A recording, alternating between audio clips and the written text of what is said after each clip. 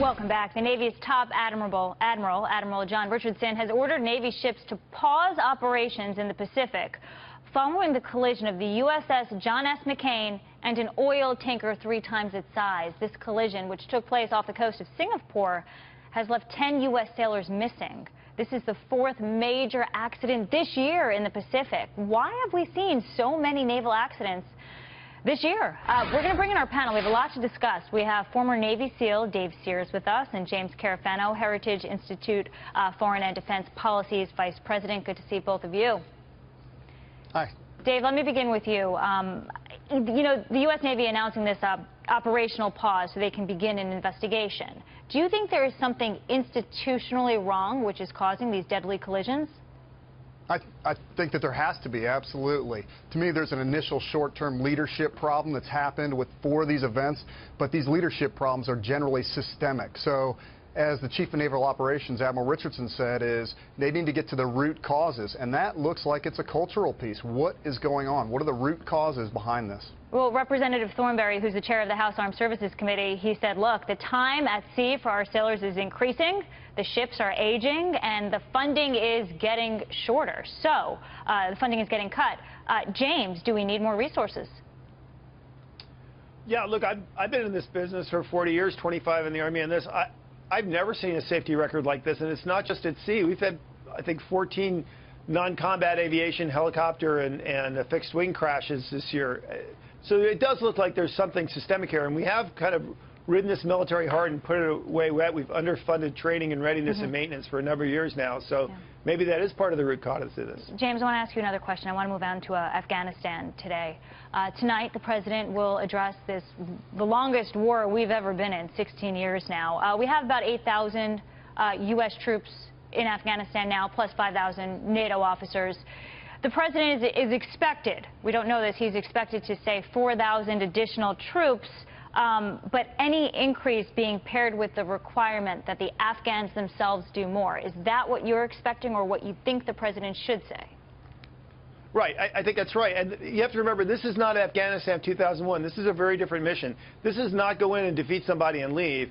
This is about sustaining Afghanistan's ability to not be a destabilizing force of region, not be a platform for terrorism, and it's about keeping the Afghan military in the field. We built this military, and then because of this artificial troop number that Obama put on it, we undercapped the resources to sustain them so they could fight over time, not take heavy casualties, and hold ground in the field.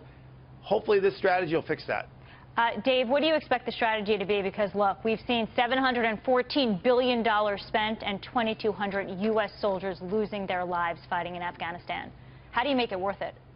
Right. What I expect it to be and what I think it should be are 2 different things. I think that you are going to see a small troop increase come out of here, and they're largely going to me, it's a kick the can down the road piece. It's a non-decision. You need to look at the Afghans have proved that they are not engaged in this fight. They can't conduct the fight. They can't hold up their military. We have to hold their feet to the fire. And one way to do that is I would be heavily looking at, and there should be a big debate, on full withdrawal out of there. Yeah. I think Dave's just wrong. I think Dave's just flat wrong. The Afghans have been fighting. They've been taking all the casualties, and this is about sustaining their capability. And some costs mean nothing. How we got here and why we're here are irrelevant. Right. What's best for U.S. interests going forward? It's winning, and the Afghans are fighting for their future. I just think the way you describe the Afghan military, it's 100% wrong. Well, but then the question is, how do you fill the void, and does terror get worse in the void? Dave, respond. Right. I don't think the terror gets worse in the void. You'll have to see that. But we show the capability to go in and strike. Countering a safe haven or eliminating a safe haven is different than nation building. And so until Afghanistan addresses some systemic problems that they have with corruption. I mean, you have a vice president that's in exile, in jail, that's not in jail, but in Turkey, that's a previous warlord. Afghanistan is not as glossy on their side as we make it look. The Taliban's doing a great job of recruiting. Afghanistan is not. Do you want to respond to look, that? Dave's he's just flat wrong. We walked away in Iraq, and look what happened. Yeah. It became a huge terrorist safe haven and a global problem. So he's just describing a formula for failure that we've already tried. I'm sorry. And then, but also, guys, you got to look at the regional partners there, right? What can Pakistan do? What can India do? What can they do, Dave? You're absolutely right. So India could get involved more, could put some pressure on Pakistan. But if we come out of this and we get away from it, we start to give these problems to everybody else. So Russia has to come in. Right now, they're able to fund the Taliban. They don't want them back. They're able to help. Iran likes this. We're taking all the hits here for what? That's what I want to see come out of the strategy. And as James said, what's it for, James? Why are we doing this? What's the end goal here? Well, it's definitely gotten a little right. muddy So the goal after all is these years. Afghanistan. That's not a regional problem, and it's not a platform for terrorism.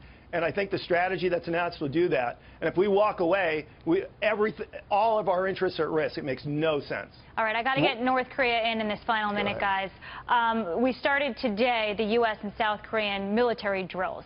North Korea sees them as a provocation, as being antagonistic.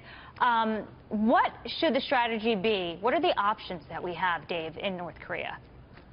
I think we keep going down the path we're going. You hold this exercise. You can't bow down to North Korea and back out of there. You can't show them those pieces.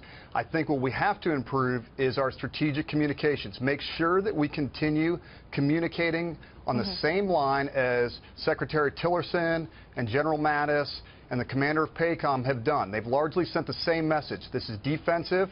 Right. We will not initiate. But, James, in a way, isn't that learning to live with the North Korea nuclear threat and accepting it? Well, I think Dave's exactly right. Again, just like Afghanistan, you have to go back and what is our goal? Our goal here is there's not a regional conflict. That's bad for everybody. And they can't directly attack the United States.